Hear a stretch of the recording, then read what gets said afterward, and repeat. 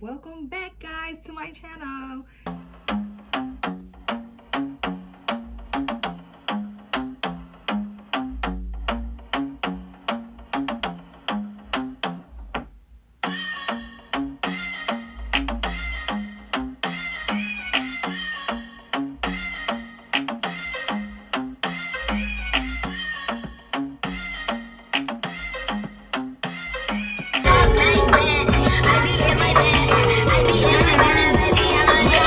Okay, so I'm back with part 2.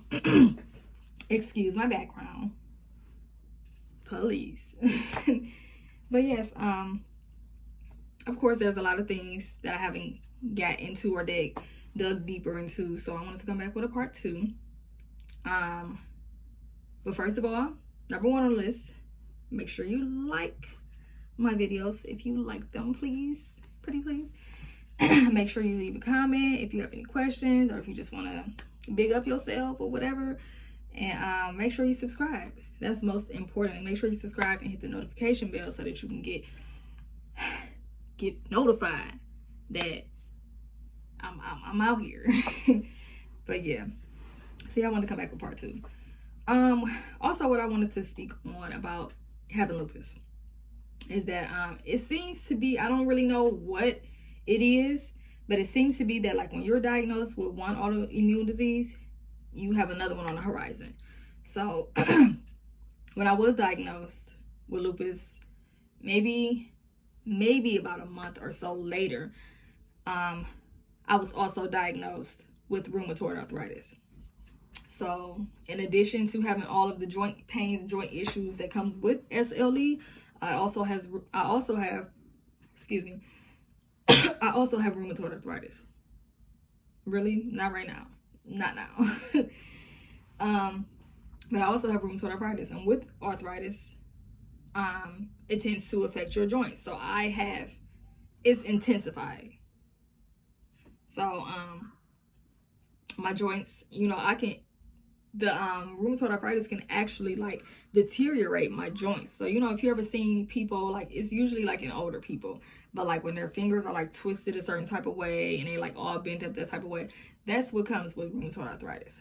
So yeah, it's something that's very serious. It's triggered a lot from weather. It's triggered a lot from temperature.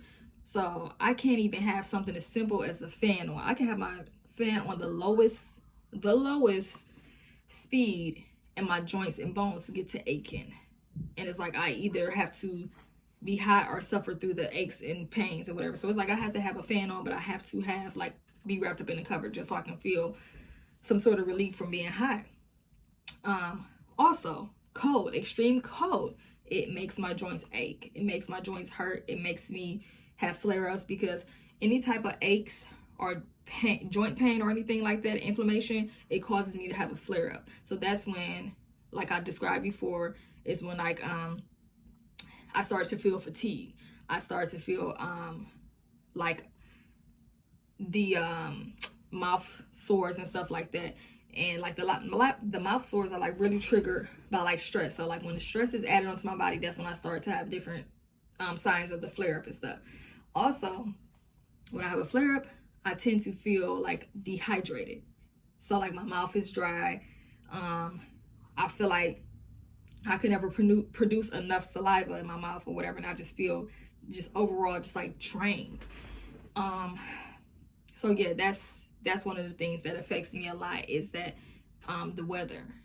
Like it's very hard because I live in up north, basically. I live, in Ohio. So we have extreme weather here. In the summers, it's extremely hot. It's blistering hot. It's like uncontrollably hot. And in the winters, we have dead, bone-chilling, literally, bone-chilling winters. So it's very hard. I've been dying to relocate for maybe like the last 5 or 6 years. So I'm really looking forward to relocating so that I can have relief and be comfortable all year round, because that's when I experience the most pain. That's when I experience the most flare-up, is flare-ups is in the wintertime. It's very painful. It's very hard to just be active, to go to work and stuff like that. And then me working in the field that I work in is central. It's always controlled air because they want to keep germs and stuff down. And that's hard because I can't be even under a fan with the lowest temperature, let alone somewhere where it's central air. So that causes a lot of strain on my body. It's hard for me to work in those conditions because it slows me down. It locks things up. It causes pain. So, and once I feel that pain and all that type of stuff, it brings my energy down. It brings my spirit all the way down. I don't have the same energy towards the situation that I'm in. If I'm out hanging with my friends or whatever and the temperature changes and I don't have a jacket or I don't have my feet covered up, it brings my energy down. I'm ready to go home. I don't want to talk anymore. And it's not anything towards anyone else. It's just everything shifts. It's like a switch. It's like a gear. It's like I'm from 0 to 100. And it just drains me. And all I want to do is just curl up in my bed, take some pain pills, and just go to sleep. Because everything is just tense up. My neck is tense. I can barely move my neck. Everything is just like tensed up and it's painful. And it's like, all I want to do is just disappear. I just want to be Dorothy and click my heels and I just want to be home, So people that are surrounding you, people that's in your life, your loved ones, friends, whatever, they really have to understand that the illness is very unpredictable. You don't know when something is going to change. You don't know what's going to trigger something. Like, I have flares from the food that I eat. You really have to make sure that you pay attention. Change your diet. I cannot eat a lot of red meats. A lot of red meats make me feel like I've been hit by a car. Like, it's to the point where, like, my shoulders is hurting, elbows hurting. I feel like I didn't get into a fight. All because of eating red meat. And it's like, I ate red meat all my life. I love me a good hamburger. Love me a good steak. I can't. If I indulge in a steak, I know I'm going to be paying for it the next day. I know that it's going to be hard for me to get out of bed. I know I'm going to be dragging. I know I'm going to be fatigued because I decided that I want to eat red meat. So you have to pick and choose your battles with lupus. You really do, especially depending on what kind you have. But I know that my voice is really not okay. Excuse me. But your diet is very important. You don't want to intake a lot of like dairy and stuff like that. That type of stuff clogs up stuff anyways without that. So you just want to be mindful of the stuff that you eat. Red meat, it does me dirty. Like pork, oh my God. Don't even think about eating pork. Honey, I'm going to be feeling like trash the next day when I get up. Like, come on. And then sometimes with this illness, I realize the patterns of my body is that if I don't feel it the next day, just know within the next 2 days, you're going to be feeling horrible. And then a lot of times you forget why you feel horrible because it doesn't hit you right away. So you got to think back and trace back, like, I must have, when I ate that sausage at Bob Evans the other day. That's what it is. Because it don't automatically hit you the next day. Sometimes it takes time for it to go through your body and all that type of stuff, and then it starts affecting you. So I deal with that still. After all these years, I still have to figure out, what did I eat? What did I do? Was I playing too rough? Because I can't play too much where I hit myself or something like that. Or if I just, oh my gosh, excuse me guys, like my throat. I'm trying to get my message out, and sometimes the enemy comes in and tries to attack. So right now, it's like my vocal box is being attacked or whatever. So I'm sorry that I'm burping and all that little nasty stuff. I'm gonna edit it out or whatever. But it's just me being authentic. We all burp. We all get all these things going on. So excuse me. But yeah, like I don't even know what I was saying. But you have to watch what you eat. Basically, is what I'm saying. You gotta watch what you eat. And I know what I was saying.